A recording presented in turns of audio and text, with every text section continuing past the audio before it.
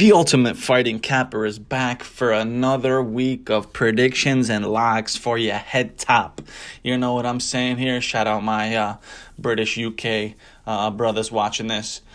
Let's do it, man. Let's start the fight card. Let's start this fight night off. We got UFC Fight Night Vegas 13. Last week we went 3-1 on the locks, bringing us to a total of 21-4-1 throughout 9 videos. Now, ladies and gentlemen, this, in my opinion, I don't know anybody as good of a capper as me. I've been cashing out week in, week out. You can ask my friends. They'll vouch for you. Let me know. They all tried to pick Spider Silva, and what happened? What happened, dude? What happened? KO, 4th round. Just not how I predicted exactly, but I knew Spider Silva is too old, gonna get knocked out, and he did. The only loss, Bobby Green. Oh man, it was a tough loss. All 3 judges gave the 3rd round to Thiago Moises. I had it for Bobby. It was dependent on how you saw the fight going. In the first half of that 3rd round, it was clearly for Green. Second half of the 3rd round, it was clearly for Moises because he got that takedown and just kind of sat on him. So I guess control versus damage. Look at the striking differential. I'll pull it up right now, right here, so you can see it on the screen. Like, if you don't think this is a clear robbery, a clear mismatch, there's something wrong. The judges always seem to screw up at least one decision throughout the whole night, every fight card, week in, week out. And of course, that fight had to land on us. But whatever, so we got to bite that loss on the chin, 4th loss. But we have 21 victories, 4 losses, and that one Down Jung push from 2 weeks ago. Let's get it started here. The first fight of the night, it just got announced today. Extremely short notice fill-in fight, Gustavo Lopez versus Anthony Birchak El Toro. Looking at Anthony Birchak here, he had his stint in the UFC back in 2014, 2015. It wasn't a good stint. He had a pretty bad, vicious loss to Thomas Almeida, who just lost to Jonathan Martinez. We cashed on Martinez. And then he got a bounce-back win versus Danilo Lopez, but Danilo Lopez could have arguably won that fight. So, and it didn't go good for him until 2018 for Birchak. Birchak is now on a nice little win streak. 3 fights in MMA. He's got 2 grappling bout wins in there and a draw. Birchak, He's 5'8" in height with a 70-inch reach, 34 years old, a little bit old for the UFC here. They are fighting at bantamweight, I believe. Yeah, the fight's at bantamweight. Gustavo Lopez, he's 31, 5'5" with a 67-inch reach, 3-inch reach disadvantage for him. Made his UFC debut back in June versus a very, very tough contender, Merab Dvalishvili, and he got mauled all 3 rounds. It wasn't even close, kind of. But I think he's going to be able to bounce back and do some damage against Birchak here. That knockout versus Andrew Ewell in 2018 doesn't look good. He got KO'd in the 1st round against Ewell. Ewell is a UFC contender nowadays. He's not the best fighter. He's not the worst fighter, but he's in there. He's in the mix. He's in that bantamweight mix here. I like this fight going the distance. Gustavo Lopez by decision will be my prediction. Second fight of the night here for UFC Fight Night Vegas 13. We have Max Payne Griffin versus Ramiz Brahimaj. Now, starting off with Max Griffin, he has been in the UFC for a little bit of a while now, 4-year stint since 2016.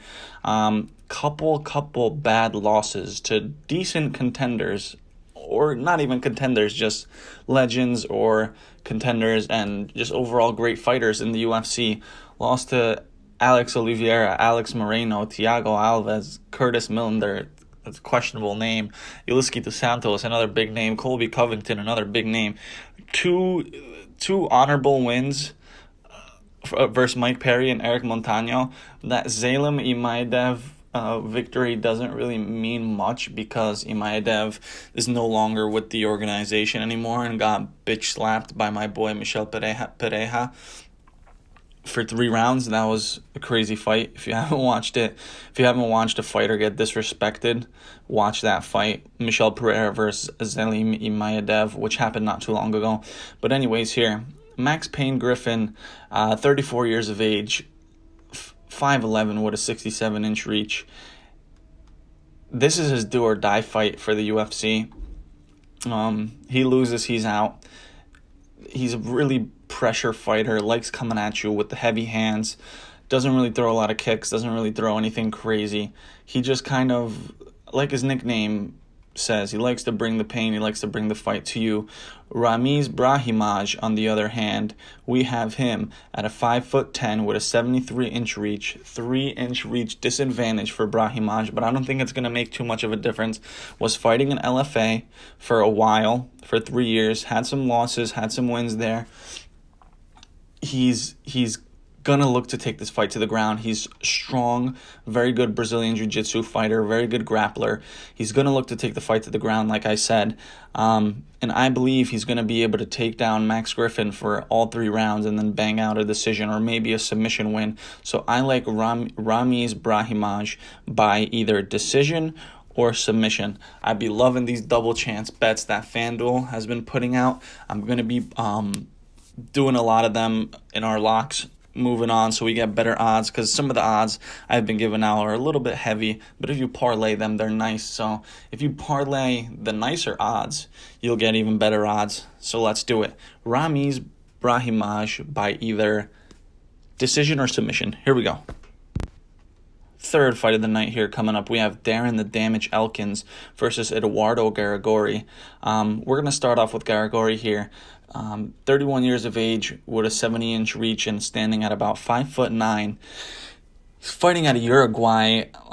His record is pretty decent, man. He has a 1 win, 1 loss in the UFC currently.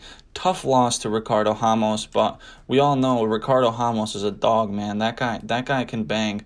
His recent loss to Leron Murphy, it was a tough one, but Leron Murphy, undefeated fighter, and that guy can even bang.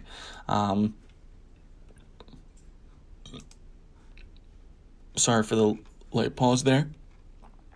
Moving on to Darren Elkins, a veteran's veteran in the UFC, currently on a 4-fight losing streak, arguably has to win this fight or he's done completely out of the UFC. I think this is a fight for Garagorri to lose. We have Elkins here, 5'10", 71-inch reach. He's 36 years old. He's on his way out of the UFC. You don't get better as you get older. I don't know why Dana White is still letting Darren Elkins fight again. I mean, he had a very close fight with Nate Landwehr, the M1 contender that is taking the UFC by storm recently. I think Landwehr should have finished him in that first or second round, but Darren Elkins somehow stuck in there, face bloody as hell, and he just kept coming at him. And eventually I think he did even win that 3rd round. Man, this one's going to be tough to predict here, but I'm going to have to go with Garagorri. I think it's his fight to lose. I think they're giving him a nice light contender after throwing him to the wolves with Ricardo Ramos. And I think he's going to be looking to get his bounce back win here. I mean, let's take a look at the odds for a second before we make our final prediction. Darren Elkins coming in at a -210 favorite. Garagorri coming in at a +170 underdog. I mean, there is live money there. 69% of the votes on Tapology are going with Elkins, 31% with Garagorri, but I think this is Garagorri's fight to lose. Like I said, he's looking to get that bounce back win. He's going to look to stay in the UFC. Darren Elkins, he's going to look to keep this fight standing, not going to try to bring it to the ground. We know that Garagorri is more of likely fighter to bring it to the ground and try to get that submission. He has a few submission wins in his career, and that's why we're going to go with Eduardo Garagorri to win by decision or submission. Double chance again.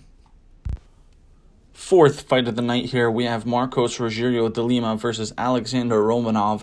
And now, I made a prediction a couple weeks back for this fight, but unfortunately the fight never happened because Rogerio de Lima tested positive for COVID-19.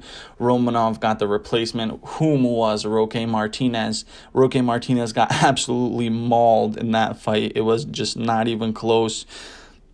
He got finished by a devastating arm triangle choke. Basically, Romanov picked him up, a 200, probably 80-pound man at that night, and just dragged him across the octagon, hip-tossed him. I don't know how this shit happens. This guy has just brute Hulk-like strength. Alexander Romanov is an absolute beast. Let's take a look at Rogerio de Lima here. He's 35 years of age, not the youngest for the heavyweight division. 6'1", 75-inch reach.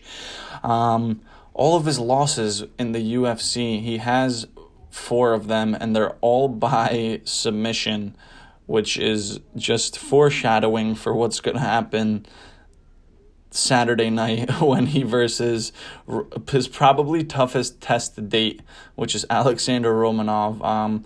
Got taken down by Stefan Struve, and Stefan Struve got absolutely devastated by Tai Tuivasa, and Tai Tuivasa is a bum, man.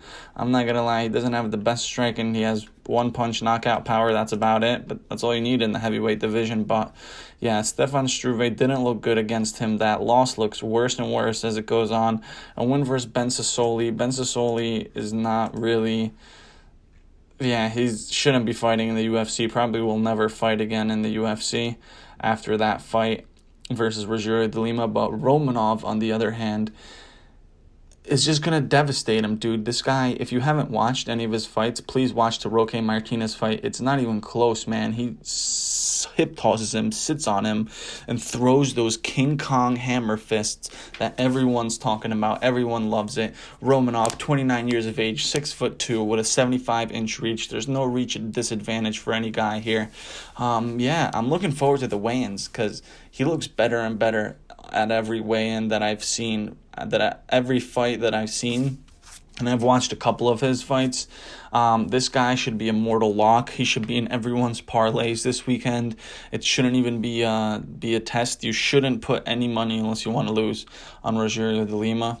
Yeah, so I'm gonna go with Alexander Romanov here to either win by KO or submission, double chance. But I'm leaning more the submission, so I'm gonna take Romanov money line, but by submission is my final prediction. Fifth fight of the night here, we have an okay fight between Trevin the Problem Giles and Beyvon the Extraordinary Gentleman Lewis. This fight is about even in the betting odds. We're going to start with Trevin Giles here. Trevin Giles had that bad loss to Zach Cummings and Gerald Meerschaert. So he's technically 3-2 in the UFC, bouncing back to a split decision win that I think he arguably lost against James Krause. James Krause just beat, I think, that Claudio guy. Yeah, that we had Claudio Silva that we bet on, but you know, it happens sometimes that we take the L. James Krause, good fighter, overall good performer. So that's a decent win for Trevin Giles here. And then we have the contender, on the other hand, Beyvon Lewis. He's 1-2 inside the UFC with a nice bounce back win against Daquan Townsend, but a tough loss against Uriah Hall, gun-shy Uriah Hall, but got us the dub this weekend, don't forget that. And then Darren Stewart, a tough opponent for everyone. I don't know if you watched his fight against Kevin Holland. That was an extremely tough one for Kevin Holland, one of his toughest fights to date, besides that Brendan Allen loss and that Thiago Santos loss. But yeah, this fight, it's a toss-up. I like the over 1.5 rounds for this fight. I don't see anybody getting finished. I like even 2.5 rounds for this fight. I really do not see anybody getting finished. It's a coin flip. The odds makers say it so on Tapology right here. They have 66% of the votes going for Giles, 34% Lewis. I kind of like Lewis better than Giles. Giles I really haven't seen anything impressive from him. I think he's beating Ryan Spann. He's beating Ike Villanueva like 4 years ago. I think he's starting to go on a slight decline, Trevin Giles. I don't know why, but he looked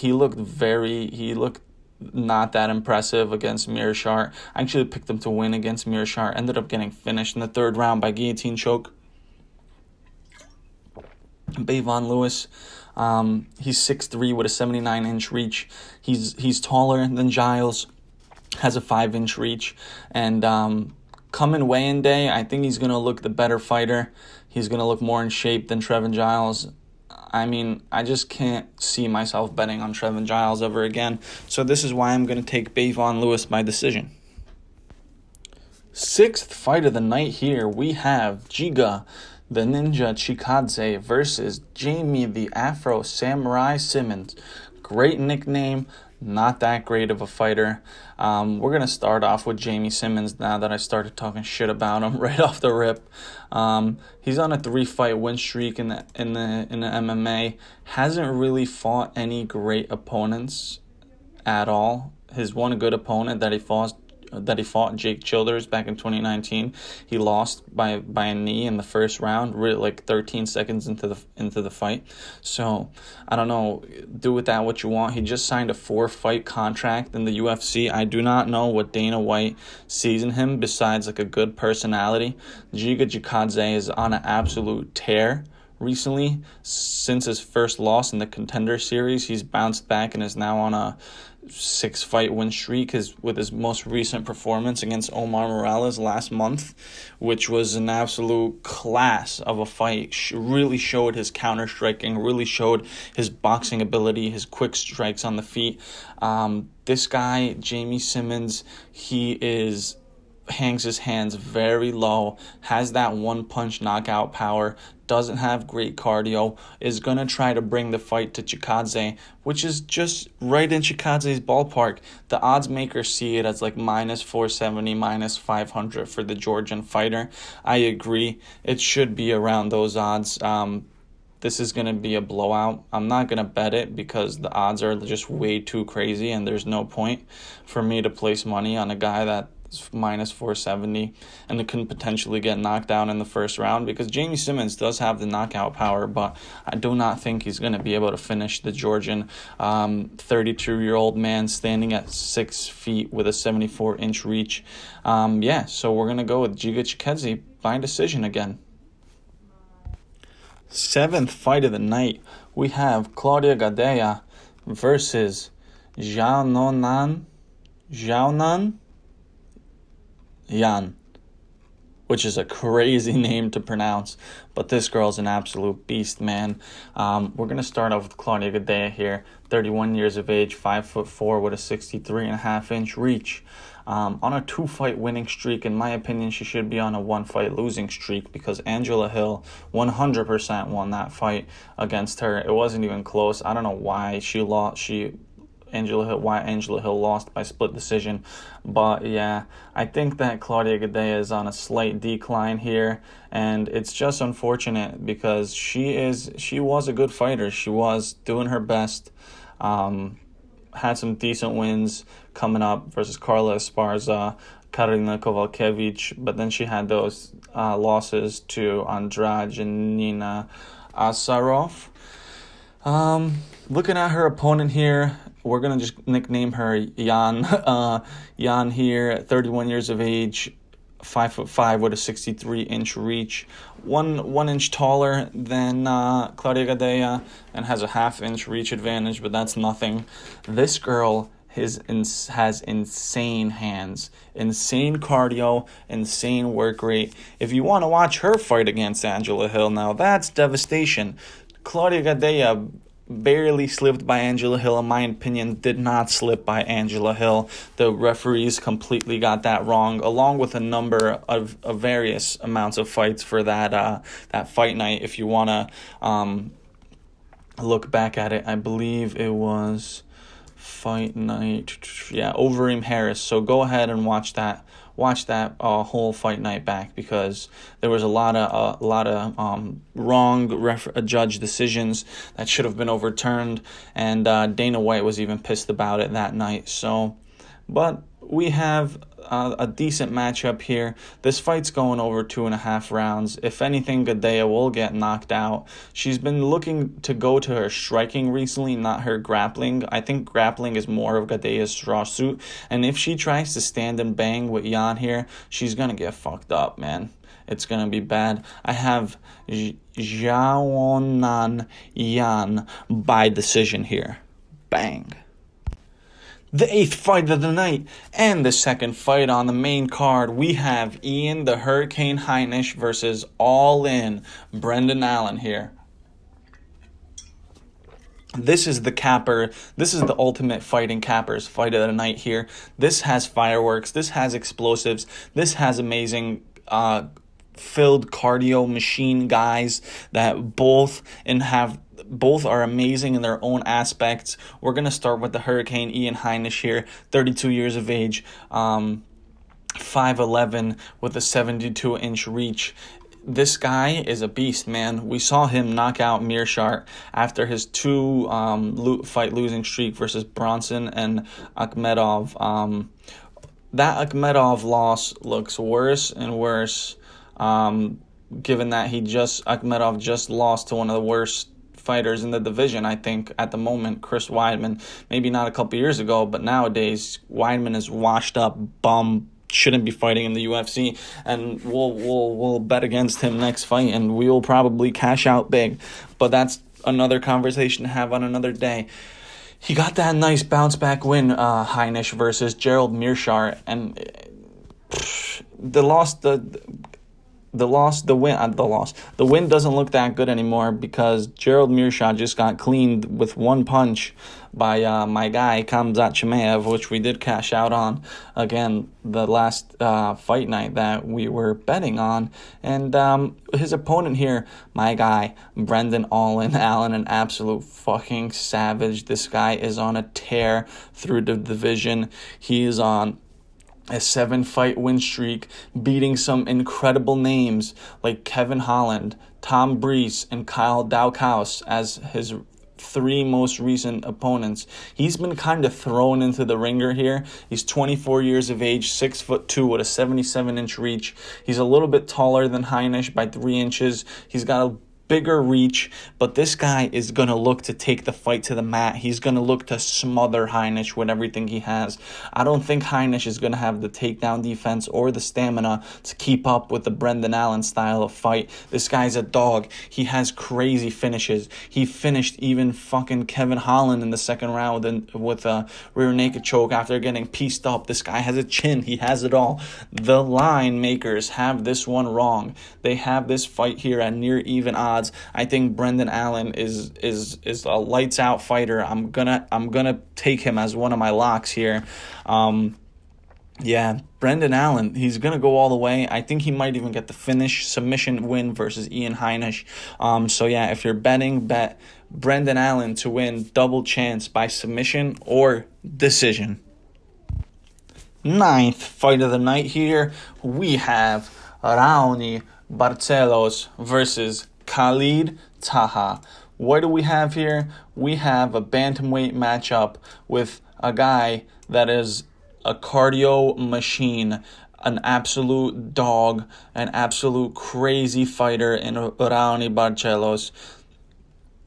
This guy is able to pick anybody apart. This guy is the real deal. I really like watching him fight. I really like his style, the technique, the pressure fighting that he comes with, the takedowns, the leg kicks, everything. He is an all-in-one, complete fighter. He's standing at a 5'7" with a 67-inch reach, weighing in at 135 pounds because this fight's going to be at bantamweight, so it is going to be 135 pounds. I don't know why I'm stating the obvious. But the only downfall in Raoni Barcelos' game is that he's a little bit older than the average fighter. On the other hand here, we have Khalid Taha, 27 years of age, young for the bantamweight division, coming up for the bantamweight division. He is 5'5" with a 69-inch reach, 2-inch reach advantage against Barcelos. He's a little bit smaller, but that doesn't make a difference. He was supposed to be fighting Jack Shore this weekend, and Jack Shore would have absolutely smashed this guy, Khalid Taha, because Jack Shore is a savage, and I'm going to break down the fight next weekend, and we're going to go all in on Jack Shore, no matter who he fights, but we'll get to that next week, next video. Out of sight, out of mind for now. This guy, Khalid Taha, he has power in his hands. He's a good striker. He's going to look to keep the fight standing. Raoni Barcelos, on the other hand, he's going to look to bring the fight to the ground. He does have dangerous knockout power himself. Oh, man, this guy's a beast, man. I just don't like the odds. That's the only thing that's setting me off from here. They're not on the screen here, but Raoni Barcelos is around a minus 310, 330 favorite in some books all across New Jersey here. That's where I'm from, by the way.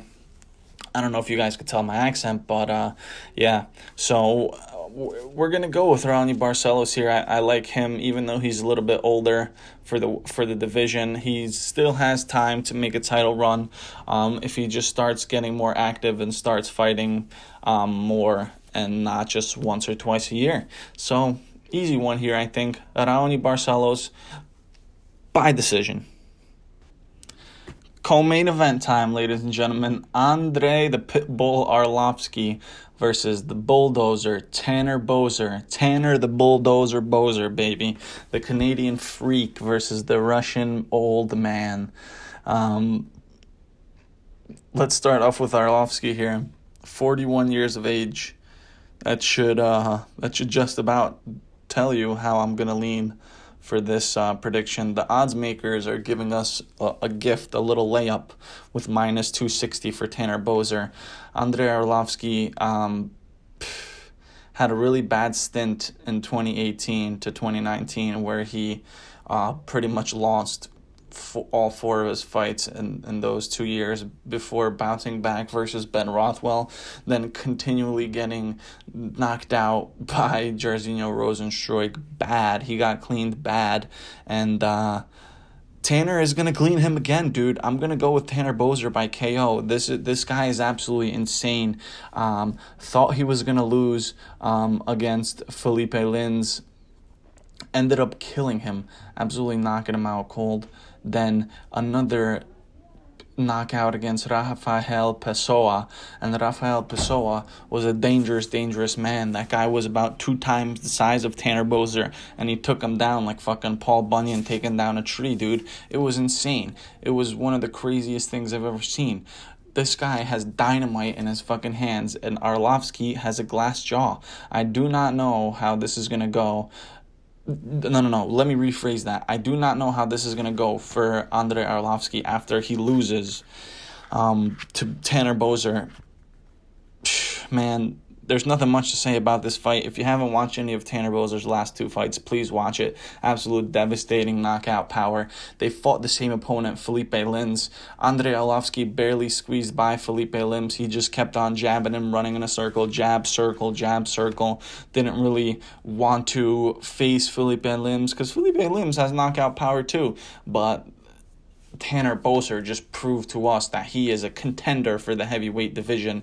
If Tanner Boser wins this fight, I would like to see him fight Romanov. Now, that would be an absolute banger of a fight. But yeah, Tanner Boser by KO. He's going to be a lock as well. Not by KO, but money line. Moving on. It's time for the main event of the evening. Thiago Santos, Glover Teixeira, both Brazilian beast fighters. Thiago Santos, 21-7. Glover Teixeira, a little bit more experienced, 31-7. Glover Teixeira, starting off with him, 41 years of age. That doesn't tell you a lot. Because if you watch his last fight versus Anthony Smith, he knocked his teeth out. He physically knocked Anthony Smith's teeth out of his mouth, which was crazy. Glover Teixeira, man, he worked up a nice little 4-fight win streak versus really decent opponents. Carl Roberson, triangle choke finish first round. Ian Kuntalaba, rear naked choke finish, second round. Nice split decision win against Nikita Krylov, who is another contender in this light heavyweight division. Don't get me wrong. Nikita Krylov's a good fighter. And then absolutely devastated Anthony Smith, man, and back in May. Looking at his opponent here, Thiago Mareta Santos, 36 years of age, 6'2" with a 76-inch reach. Basically identical with the reach and the height, so they're pretty much evenly matched fighters. Thiago Santos' last fight was against John Jones, and John Jones literally basically almost lost that fight because of how close it was. They lost the refs barely gave that fight to John Jones. It was a split decision, amazing fight. That was honestly, besides the Braves fight, that was the closest that John Jones has come to losing in a long time. But before that, Thiago Santos was on a nice win streak. He was fighting at middleweight for a little bit, and then he eventually moved his way up to light heavyweight, fighting Jimmy Manuwa and knocking out Jan Blachowicz in the third round in 2019. Did I say 2 years? He's fought 1 year ago. So John Jones, yeah, that was his last loss. Coming off of a bad injury. I think he injured both of his knees, Thiago Santos. So we'll see how he recovers. Glover Teixeira is going to look to take this fight to the ground, while Thiago Santos is going to look to try to stand and bang with him and knock him out. I believe Thiago Santos, this is a 5-rounder. So it's tough. It's tough. I think that Thiago Santos is going to be able to get the job done here. I just think Glover Teixeira, he's on a 4-fight win streak, and I'm talking about this guy's on his way out. I was about to say this guy's on his way out of the UFC. Man, Glover Teixeira is just starting. It's like age doesn't affect them. Him and fucking Yoel Romero they're the two guys that age just doesn't. They seem to get better with age. Man, this is a tough one to predict. It's not going to be in any of my locks, that's for sure. This main event we're just going to enjoy, but I am going to take Thiago Santos. I do think he's the more dangerous guy moving forward, more of a pressurized style of fighter that it's going to be hard for Glover to deal with and take down. So, Glover Teixeira by decision here. And this is the part where some of you just skipped straight to. And I don't care. I don't give a shit. Give me the view. Give me the like. Give me the subscribe. You know, if you're rocking with me, you're tailing me, you're making money. Week in, week out, we're cashing. It's tough. I like Devin Haney to get sprinkled in some parlays. I know this is not MMA, but Devin Haney should be able to win his boxing match against Gamboa, but that's, if you want to put that in, I'll put that in on a lock screen right there at the top. He's heavy favorite, but if you sprinkle in him in your parlay, it's a guaranteed win. The lads sprinkled in Gervonta Davis last week, and we cashed out on him. Devastating 6th round knockout. So if you want to watch that, I might dibble and dabble in boxing a little bit here and there, because it's easy money sometimes when these guys just have absolute fucking dynamites in their hands and they're fighting cans, so. But yeah, locks of the night. We're gonna go Romanov, easy. That's the easiest one. Then we're gonna go Tanner Boser, 2. We're gonna go Brendan Allen, 3, and I really don't have any other locks besides that for this week. So, I mean, we can. Actually, we'll do a 4. Fuck it. We're gonna put Yan in there. Zhao Nan Yan versus Claudia Gadelha. She's going to be on there too. I think it's easy for her to get the win. I know I usually don't like betting on women's MMA, but this fight is way too juicy to pass up. They're basically even odds. It's going to boost the parlay significantly. So those are the 5 locks technically we have this week, if you want to include Devin Haney in there.